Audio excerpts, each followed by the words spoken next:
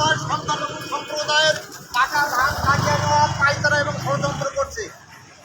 খুলনা জেলার 10 নম্বর মরিখালী ইউনিয়নের কোমখালী মৌজা অবস্থিত পত্রিকা সম্পত্তিতে পর 2018 সালের কৃষি রাজ্যের একটা নির্বাচিত সরকার, অনির্বাচিত সরকার এই ভোটটি নির্বাচনে হওয়ার পর তারা দলীয় প্রভাব খাটিয়ে তার মামারা এই সম্পত্তি রাজ্যের অন্ধকারে ভয়ভীতি প্রদর্শন করে সংখ্যালঘু সম্প্রদায়ের নিকট থেকে বেদখল করে নেয়।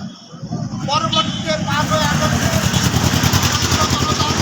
তাদের আন্দোলনের মহাবিপ্লবের ফলশ্রুতিতে আজকে আমরা এই সংখ্যালঘু সম্প্রদায় এই জমি ধান রোপণ করছে 18 আগস্ট এবং আমরা ধান রোপণ করে স্থানীয় জনপ্রতিনিধি গণ্যমান্য ব্যক্তিবর্গ সকলের উপস্থিতিতে গাতস্বরে আমরা এই ধান রোপণ করি বর্ষাবর্তী।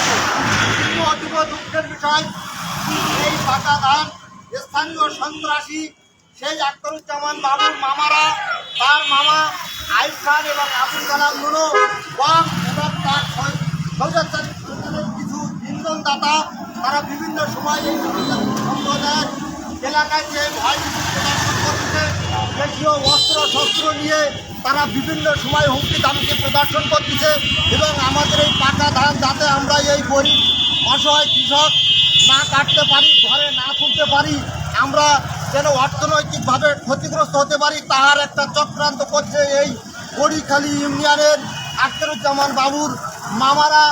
আমি অতীব দুঃখের সাথে জানাচ্ছি আমাদের স্থানীয় নির্বাহী অফিসার, আমাদের থানা নির্বাহী কর্মকর্তা, আমি বিনয়ের সাথে জানাবো তারা এই বিষয়টা যেন অতীব জরুরি ভিত্তিতে আমাদের পদক্ষেপ এবং সমাধান দেন।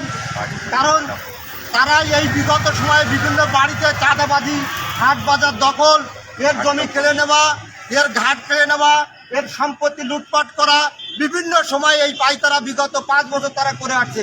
আমরা এটা তীব্র প্রতিবাদ এবং নিন্দা জানাই এবং এখনো পর্যন্ত স্বৈরাচারী সরকারের পতন হলেও তাদের সেই কিছু বিশ্বাস স্বৈরাচারী সরকারের কিছু লোকজন তারা এখনো রয়ে আছে এবং তারা বিভিন্ন সময় আমাদেরকে ভয়ভীতি প্রদর্শন করতেছে এবং বাড়ি বাড়ি যেও আমাদেরকে ভয়ভীতি প্রদর্শন করছে।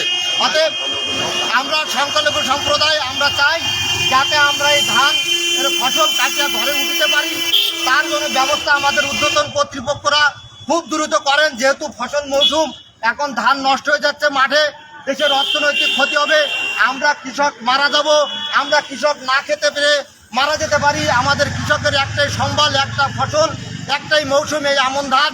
সেই আমন ধান যদি ক্ষতিগ্রস্ত হয় তাহলে এই এলাকার মানুষের অর্থনৈতিক ক্ষতি হবে, এই এলাকার মানুষ অর্থনৈতিকভাবে পিছিয়ে পড়বে। অতএব আমি এই ঊর্ধ্বতন কর্তৃপক্ষ আমাদের থানা নির্বাহী কর্মকর্তার কাছে আবেদন জানাবো যাতে আমরা এই ধান কাটিয়া ঘরে উঠতে পারি এবং কৃষকরা এবং আমরা সংখ্যালঘু সম্প্রদায়রা শান্তিপূর্ণভাবে আমাদের ওখানে যেন বসবাস করতে পারি। আজকে আমরা ভ্রাতৃত্ব সৌহার্দ্য দেশ, আমরা এখানে দল মত নির্বিশেষে হিন্দু মুসলিম সবাই যাতে ঐক্যমতে বসবাস করতে পারি, এর ব্যবস্থা যেন আমাদের সরকার বা এই বর্তমান যারা দেশ পরিচালনা করছেন আমি তাদের কাছে বিনীতভাবে অনুরোধ রাখবো।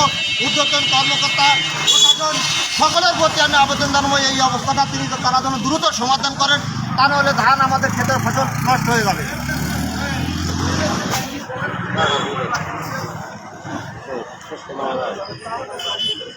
শেষ নামে দাও।